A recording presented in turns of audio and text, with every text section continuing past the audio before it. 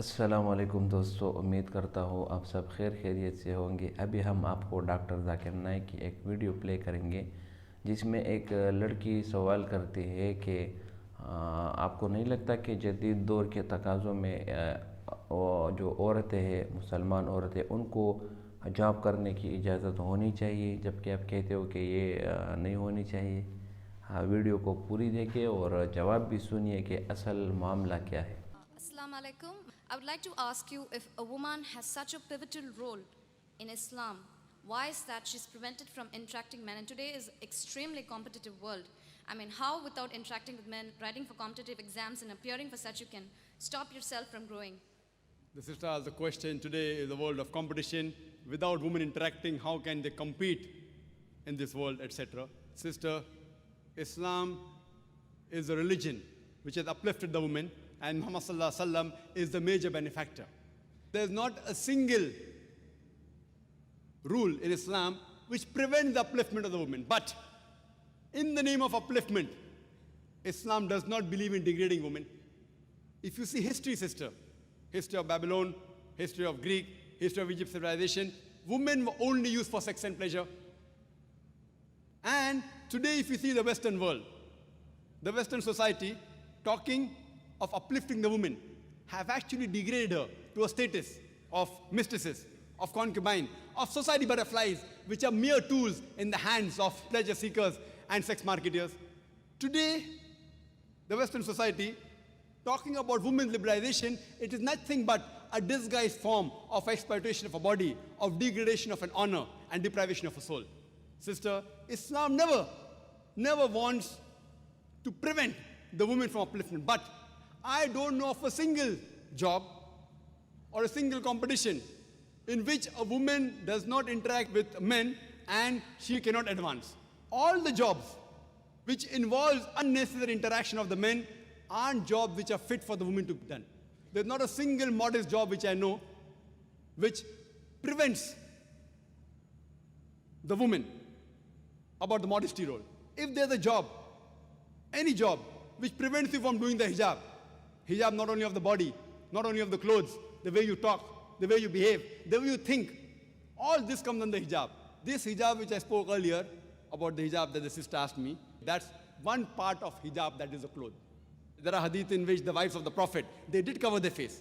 But everything what the Prophet did is not farz for us.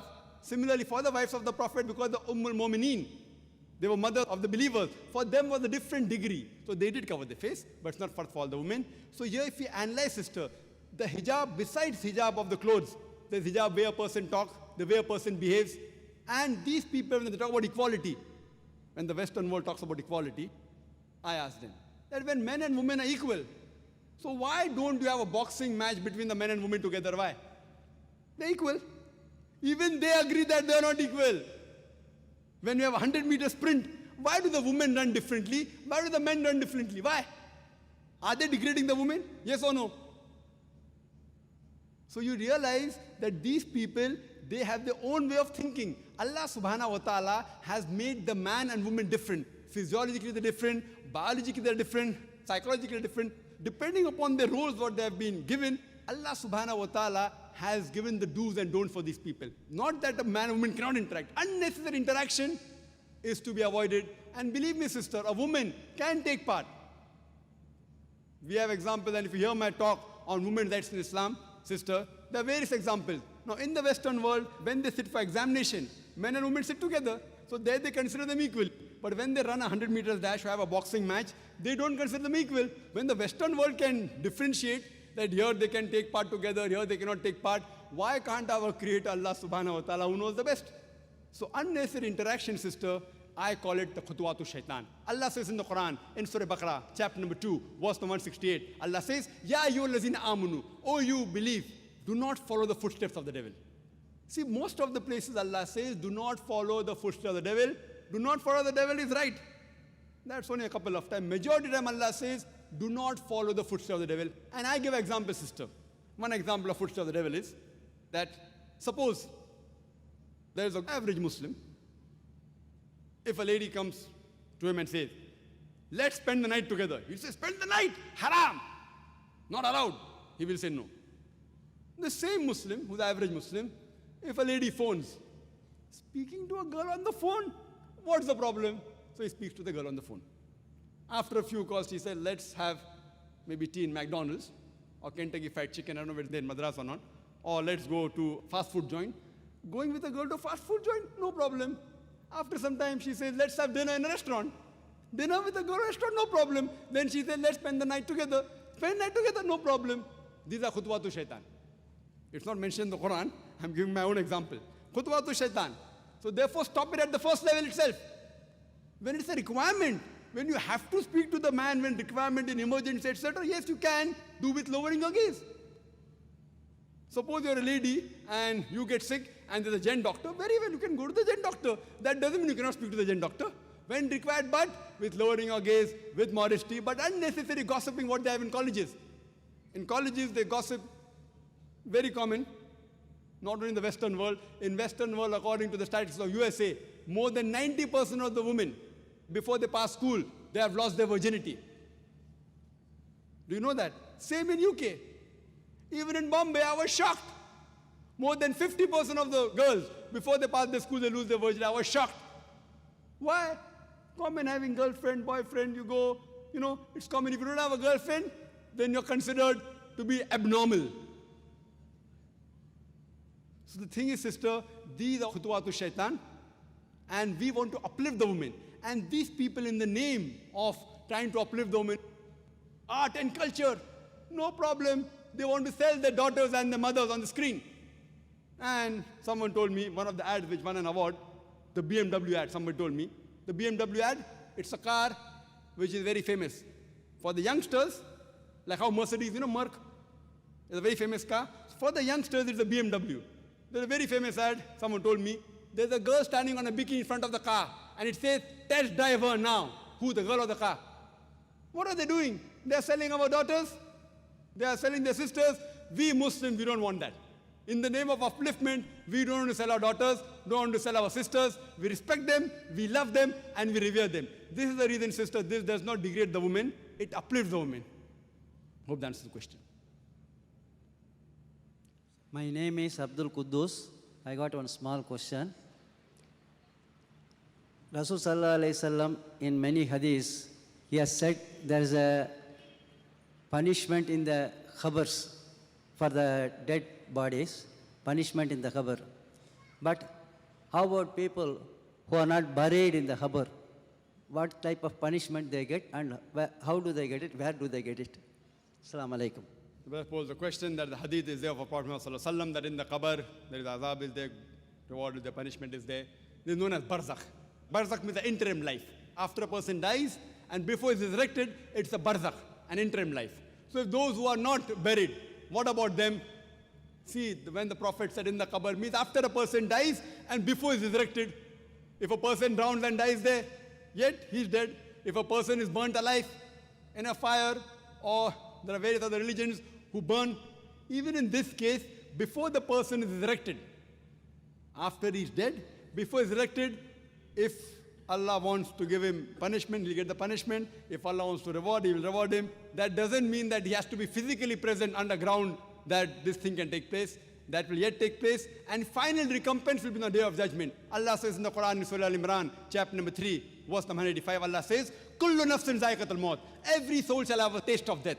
But the final recompense will be on the day of judgment. So when you lead this life is a test for the hereafter, according to Surah Mulk, chapter number 67, verse number 2. But you may get part punishment here, you may not get. You may get part reward here, you may not get. Part maybe in the barzakh, but the final hisab kitab, the final judgment will be when you are resurrected. And that will be the true judgment, and he is Malik Yawmuddin, he is the master of the day of judgment. Hope that answers the question. खुशामदीद दोस्तों, उम्मीद करता हूँ video आपने पूरी देखी होंगी। देखो, अगर आप इस्लाम की बात करें और हम अगर इस्लाम की बात करें तो इस्लाम ने औरत को जो हुकूक दिए हैं, तो उस हुकूक को देखते हुए औरत को काम करने का बिल्कुल भी ज़रूरत नहीं। ये नहीं कि इस्लाम ने मना फरमाया। इस्लाम ने औरत को जो हुकूक दिए, अगर आप उन हुकूक को देखें तो उन हुकूक से आपको ये सबक मिलता है और ये आपको कहने को मिल जाता है कि उन हुकूक के मिलने के बाद औरत को काम करने की ज़रूरत ही नहीं।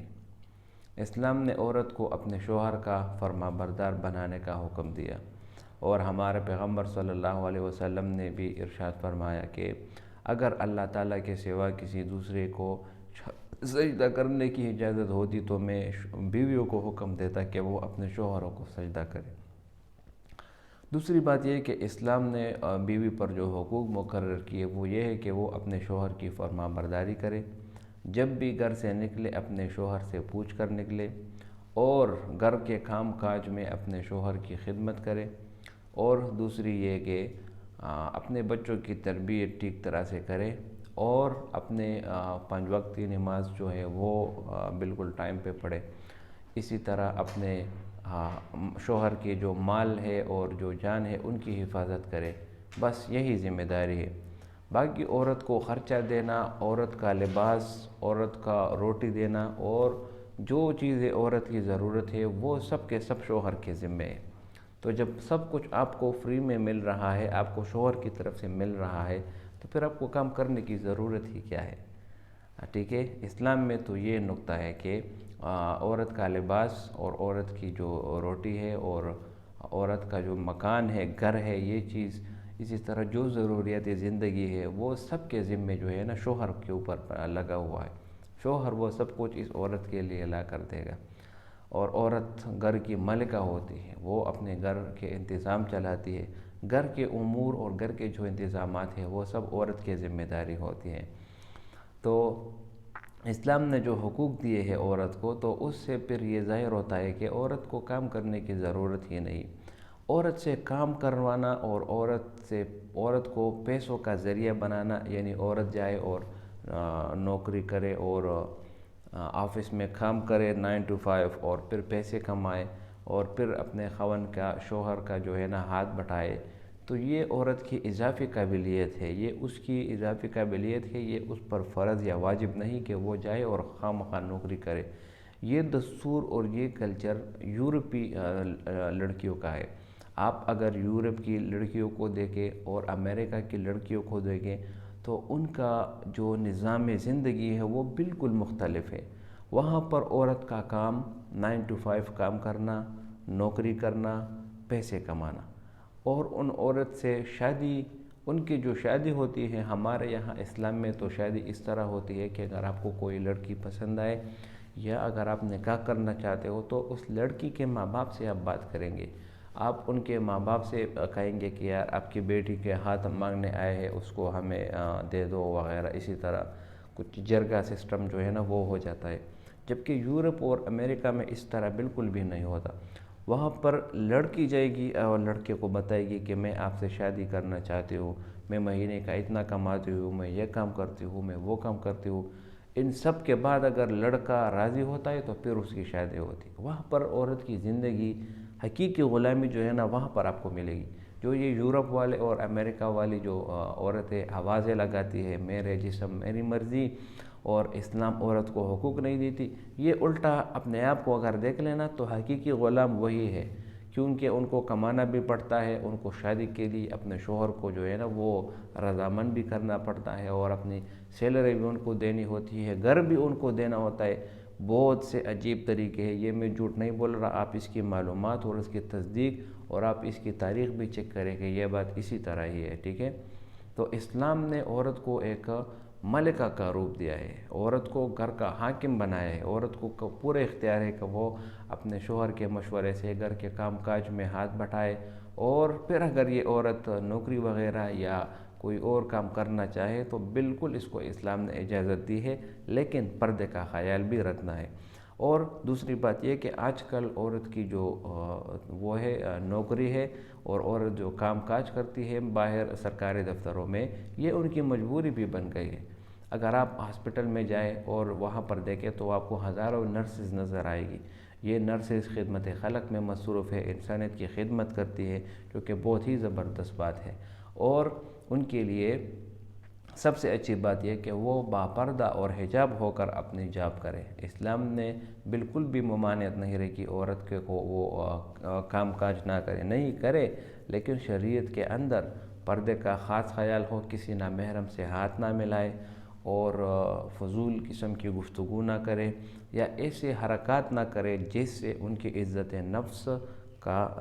نفس لوٹ جانے کا خطرہ ہو۔ اسلام نے ہمیشہ عورت کو جو حقوق دیے وہ کسی اور مذہب نے نہیں دیے۔ آپ کسی اور مذاہب میں بھی دیکھ لیں اور اسلام کو بھی دیکھ لیں، آپ کو بالکل ہی صاف اور یکسوئی نظر آئے گی۔ اسلام سے پہلے عورت کو ایک کمزور سے ایک ٹیشو پیپر سمجھا جاتا تھا، ان کو صرف سیکس کے طور پہ استعمال کیا جاتا، باقی ان کو جو لڑکیاں پیدا ہوتی ان کو زندہ گاڑ دیتے، زندہ دفن کر دیتے، اس وجہ سے کہ کل کو یہ بڑی ہوگی تو ہم اس کو پرائے مردوں میں شادی کروائیں گے، اتنی جہالت تھی۔ لیکن جب اسلام آیا تو اسلام نے عورت کے حقوق مقرر کیے، وہ عورت کو وراثت میں حقوق دیے، عورت کو اپنے شوہر سے مہر کی رقم جو ہے نا اور مہر کی جو لین دین ہے وہ مقرر کیے ہے۔ اسی طرح شوہر کے ذمے اس عورت کے کپڑے، اس عورت کے خوراک وغیرہ یہ سب کچھ اس شوہر کے ذمے ہے۔ اس کے بعد عورت کی جو شوہر کا جو مال ہے اور شوہر کی جو جائیداد وغیرہ ہے ان میں بھی اس عورت کا پورا حصہ بن جاتا ہے۔ تو اسلام نے کبھی بھی یہ بات نہیں کی کہ عورت کام کاج نہ کرے، نہیں، اسلام نے صرف پردے کا حکم دیا، اور پردے کا حکم بھی اسی لیے دیا تاکہ عورت کی عزت محفوظ رہ سکے۔ آج کل جتنے بھی آپ جنسی درندگی دیکھتے ہیں اور جتنے بھی آپ ایسے کیسز دیکھتے ہیں جس میں عورت کی عزت خراب ہو جاتی ہے، وہ اسی وجہ سے کہ وہ پردہ نہیں کرتی۔ اگر وہ پردہ کرتی تو مجال ہے کہ اگر اس کو دوسرا کوئی غیر مرد غلط نظر سے بھی دیکھ لے۔ امید کرتا ہوں ویڈیو آپ کو پسند آئی ہوگی۔ اگر ویڈیو آپ کو پسند آئے تو اس چینل کو سبسکرائب کریں۔ بہت شکریہ۔